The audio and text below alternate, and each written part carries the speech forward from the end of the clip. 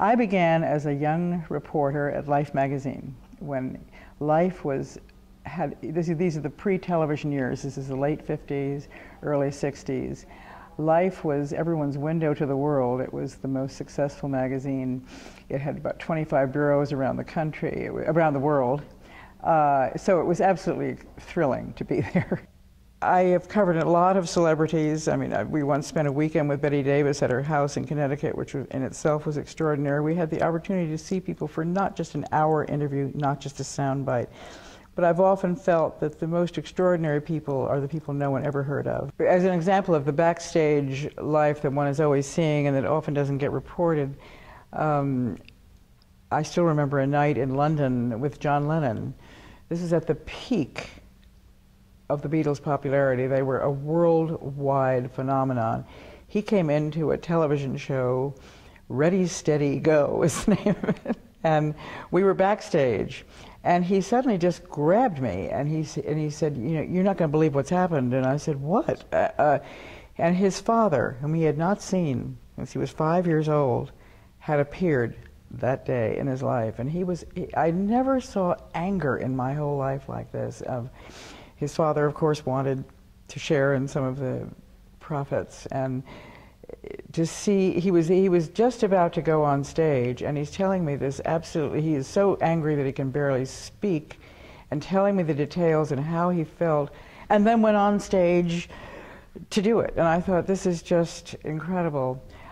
In terms of a historical event, there was nothing more historical in 1963 than the assassination of John F. Kennedy, and I do remember the night of the funeral, which was in Arlington, and it was just absolutely this huge pageant practically, but everybody was still in this state of huge grief.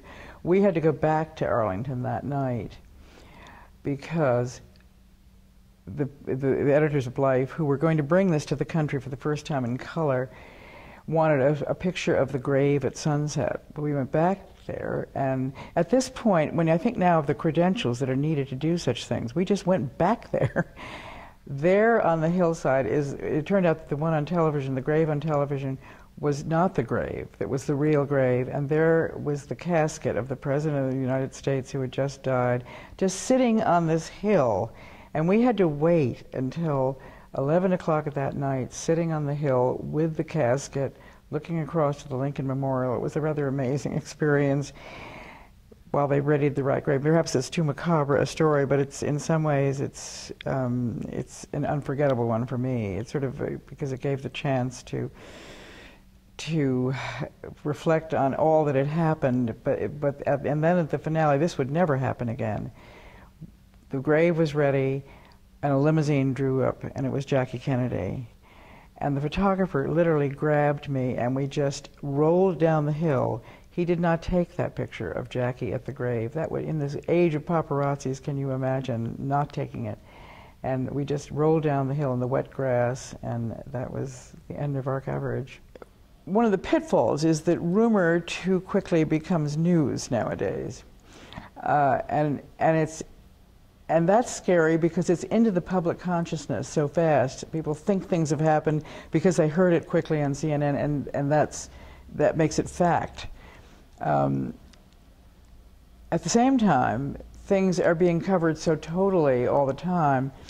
At least somewhat. Even there's a problem, because as Bob Woodward pointed out, you know, from the New York Post, I mean the Washington Post, sorry, that he said, we have nobody in Afghanistan right now. People are not on the ground. We are not seeing from reporters eyewitnesses of what is happening. And that, in the end, is what reporters do, the eyewitnesses of the public, to see what is really happening and not just what one is being told. So there's sort of not enough people, there's not enough information, and there's too much all at the same time, you know, so it's hard to sort it all out.